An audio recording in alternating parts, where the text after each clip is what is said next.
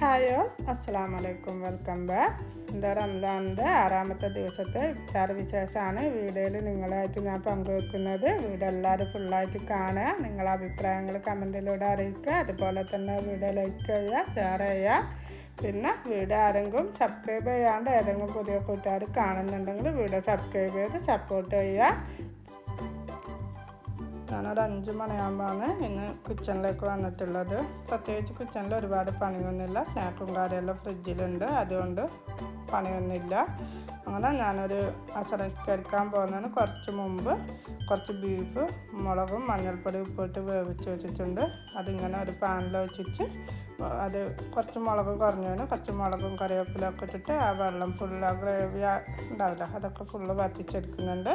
എന്നിട്ട് ഇങ്ങനെ വറ്റി വന്നിട്ടാകുമ്പോൾ ഒരു വരണ്ട് വരില്ല, ഒരു വരണ്ട് വന്നിട്ടാകുമ്പോൾ അതിലേക്ക് നമ്മൾക്ക് വേണ്ടുന്ന കുറച്ച് വെളിച്ചെണ്ണ വെച്ച് കൊടുക്കുക. എന്നിട്ട് ഇങ്ങനെ ഒന്ന് ഇളക്കി കൊടുക്കുക.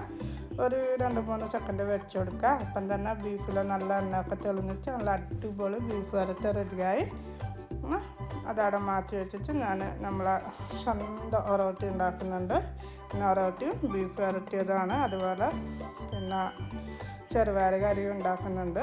അങ്ങനെ ഞാൻ ഒറോട്ടി ഉണ്ടാക്കിയെടുക്കലാണ്. ഒറോട്ടി ഇല്ലെങ്കിൽ നോമ്പിന് എന്താ പറയുക, വേറെ എന്ത് ഫുഡ് കഴിച്ചാലും തൃപ്തിയാകുന്നില്ല കേട്ടോ. ഒറോട്ടിൻ്റെ അത്ര പിന്നെ കഴിച്ചാൽ നമുക്കൊരു മനസ്സിനും ശരീരത്തിനൊക്കെ സുഖമുള്ളൊരു ഫുഡ് നമ്മൾ ഒറോട്ടിയാണ്. ഒറോട്ടിനെ നമ്മൾ ദേശീയ ഫുഡ് എന്ന് തന്നെ പറയേണ്ടി വരും.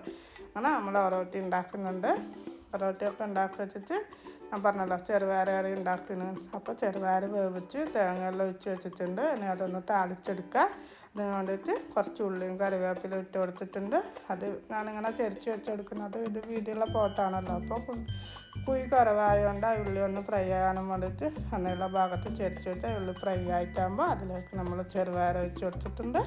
അതുപോലെ കുക്കറിൽ കുറച്ച് വെള്ളം ഒഴിച്ച് അതും കൂടി ചേർത്ത് കൊടുത്തിട്ടുണ്ട്. ഇതൊന്ന് തിളച്ചിട്ടാകുമ്പോൾ നമ്മളെ കറി റെഡിയായി. ഓവർ വറ്റൊന്നും ചെയ്യണ്ട കേട്ടോ. നമുക്കൊരു പാകത്തിനുള്ള ഇതുപോലെ തിളച്ച് വന്നാൽ ഓഫാക്കിയാൽ നമ്മൾ പിന്നെ കഴിക്കാൻ നേരത്തേക്ക് ഒരു നല്ല കണക്കിനുള്ള ഒരു വെള്ളം ഉണ്ടാവും. അപ്പോൾ അതങ്ങനെ റെഡിയായി. പിന്നെ ഞാൻ ചെയ്യുന്നത് ഞാൻ പറഞ്ഞല്ലോ, നമ്മൾ നേരത്തെ റംസാനിന് മുമ്പേ കുറച്ച് ചിക്കൻ റോളും കട്ട്ലറ്റൊക്കെ ഉണ്ടാക്കി ചോറൊക്കെ വെച്ചിട്ടുണ്ടല്ലോ, അപ്പോൾ അതെടുത്തിട്ട് അയച്ചു പോകാൻ വെച്ചിട്ടുണ്ട്. അങ്ങനെ അത് ഞാൻ ഫ്രൈ ചെയ്തെടുക്കുന്നുണ്ട്. ചിക്കൻ റോളും കട്ട്ലറ്റാണ് ഞാൻ ഫ്രൈ ചെയ്തെടുക്കുന്നത്. അപ്പോൾ അത് ഞാൻ ഫ്രൈ ചെയ്യാൻ വെച്ചിട്ട് പിന്നെ ആ ടൈം തന്നെ ബാക്കിയുള്ള പാത്രങ്ങളും കാര്യങ്ങളെല്ലാം കൈ എടുക്കുന്നുണ്ട് കേട്ടോ. ഒരു പണി തന്നെ ഫോക്കസ് ചെയ്തെടുക്കില്ല. ഒന്ന് ഇവിടെ ഫ്രൈ ചെയ്യാൻ വെച്ചിട്ട് ഇത് ഫ്രൈ ആകുന്ന ഒരു 2 പാത്രം അത് അപ്പാട് കൈയ്യെടുക്കും. അങ്ങനെ അത് ഫ്രൈ ചെയ്ത് വന്നിട്ടുണ്ട്. അപ്പോൾ നമുക്ക് ഇവിടുന്നെല്ലാം ഫ്രൈ ചെയ്തെടുക്കുന്നുണ്ട്. ഇപ്പോൾ ഞാൻ ഫ്രൈ ചെയ്ത എണ്ണേനെ കോരി മാറ്റുമ്പോൾ എണ്ണൻ്റെ പാന് നിങ്ങൾ കണ്ടിട്ടുണ്ടാവും. ഒട്ടും പ്രകമിച്ചൊന്നും ആ എണ്ണയിലേക്ക് പോയിട്ടില്ല. അത് ഹൈ ഫ്ലെയിമിലിട്ടിട്ട് ഫ്രൈ ചെയ്യുന്നതായിട്ടാണ്. അതുപോലെ നമ്മൾ ഫ്രിഡ്ജിൽ സ്റ്റോർ ചെയ്ത് വെക്കുന്നതിനെ കൊണ്ട് ഒരു കുഴപ്പമില്ല. നല്ല അടിപൊളിയായിട്ട് നമ്മൾ അന്ന് ഉണ്ടാക്കിയ അതേ സ്നാക്കിൻ്റെ ടേസ്റ്റിലും നല്ല ഫ്രഷ് ആയിട്ടുള്ള സ്നാക്ക് പോലെ തന്നെ ഉണ്ടാവും.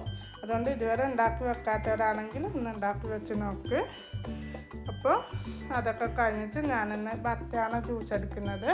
ഇപ്പോൾ ചൂടായതുകൊണ്ട് വേറെ മിൽക്ക് ഒഴിച്ച ജ്യൂസോ വേറെ ജ്യൂസൊന്നും നമ്മൾക്ക് കുടിച്ചിട്ടാകുമ്പോൾ മുറിച്ചിട്ടാകുമ്പോൾ ഒരു വല്ലാത്ത ക്ഷീണം പോലെ ഉണ്ട്. കുടിക്കൂല എന്നല്ല, കുടിക്കും. പക്ഷെങ്കിൽ ഫ്രഷ് ആയിട്ടുള്ള മാംഗോ ബത്തയെല്ലാം കുടിക്കുമ്പോൾ ഒരു ആശ്വാസം ഉണ്ട് നോമ്പ് മുറിച്ചിട്ടാകുമ്പോൾ. അപ്പം അങ്ങനെ ഞാൻ ഫ്രൂട്ട്സും ജ്യൂസും എല്ലാം എടുത്ത് വെച്ച് ടേബിൾ സെറ്റ് ചെയ്തിട്ടുണ്ട്.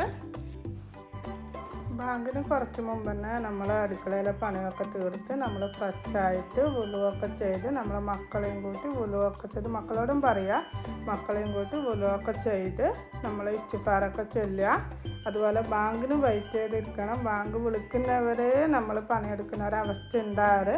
ഇത് പണി തീർന്ന പോലും തീർന്നിട്ടില്ലെങ്കിലും ബാക്കി പിന്നെ എടുക്കാന്നുള്ള നിലയിൽ ബാങ്കിനൊരു 5-10 മിനിറ്റ് മുമ്പെങ്കിലും നമ്മൾ അടുക്കളയിൽ നിന്ന് ഫ്രീ ആയിട്ട് ബാങ്കിന് വേണ്ടിയിട്ട് വെയിറ്റ് ചെയ്യണം. അതുവരെ ഉണ്ടാക്കിയതെല്ലാം മതി എന്നുള്ള തൃപ്തിപ്പെട്ടിട്ട് നമ്മൾ ഇതുപോലെ ടേബിൾ സെറ്റ് ചെയ്യുക. പണി കഴിയാത്ത ഒരാളാണ്, കഴിഞ്ഞവർ ഇതുപോലെ എല്ലാം എടുത്ത് വെച്ച് ടേബിൾ സെറ്റ് ചെയ്യുക. അപ്പോൾ അള്ളാഹു അതിൽ നമുക്ക് ബർക്കത്ത് തരും. അതുപോലെ തന്നെ നമ്മൾ ഇതുപോലെ എല്ലാ കാര്യങ്ങളും സെറ്റ് ചെയ്ത് ഫ്രീ ആയി കഴിഞ്ഞാൽ പടച്ചവനോട് അൽഹംദുലില്ലാ എന്ന് പറയണം. അൽഹംദുലില്ലാ എന്ന് പറയുന്നതിൽ നമുക്ക് അള്ളാഹുവിൻ്റെ ബർക്കത്ത് പിന്നെയും കൂടിക്കൊണ്ടേ ഇരിക്കും. നമ്മൾ ഏത് കാര്യത്തിലും അള്ളാഹുവിനോട് അൽഹംദുലില്ലാ അൽഹംദുലില്ലാ എന്ന് പറയുമ്പോൾ നമുക്ക് അതിൽ നമുക്ക് ബർക്കത്തല്ല. നമ്മളെ ആരോഗ്യത്തിൻ്റെ കാര്യം, നമ്മൾ ഈ പണി ചെയ്യണമെങ്കിൽ നമുക്ക് ആരോഗ്യം വേണം, അതുപോലെ മനസ്സിന് സമാധാനം വേണം, അതുപോലെ നമുക്ക് ഫുഡ് ഉണ്ടാക്കേണ്ട സാധനങ്ങൾ വാങ്ങേണ്ട പിന്നെന്താ പറയുക ഫണ്ട് വേണം. അപ്പോൾ എല്ലാ കാര്യത്തിലും നമ്മൾ അള്ളാഹുവിനോട് അൽഹംദുലില്ലാ, നമ്മൾ എന്ത് പണി കഴിഞ്ഞാലും ഇതുപോലെ ടേബിളൊക്കെ സെറ്റ് ചെയ്ത് ബാങ്കിനായിട്ട് വെയിറ്റ് ചെയ്യാൻ ആ നോമ്പ് അതുവരെ എത്തിയതിനും എല്ലാം അൽഹംദുലില്ലാ എന്ന് പറയുക.